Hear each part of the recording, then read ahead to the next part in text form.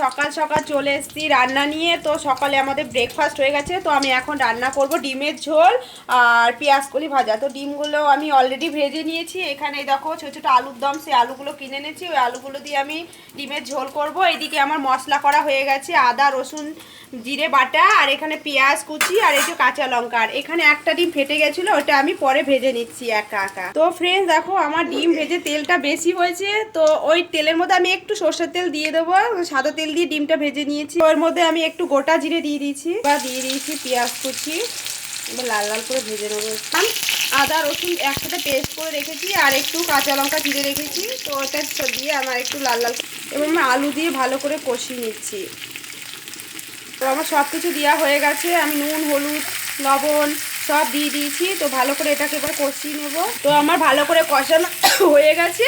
এবার আমি একটু জল দিয়ে দেবো, জল দিয়ে ঢাকা দিয়ে দেবো। তো বন্ধুরা আমি জল দিয়ে দিয়েছি। এবার এটাকে একটু কিছুক্ষণ ফুটাবো, তারপরে আমি গরম মশলা গুঁড়ো দিয়ে নামিয়ে দেবো। তো বন্ধুরা দেখো আমার হয়ে গেছে ডিমের ঝোল।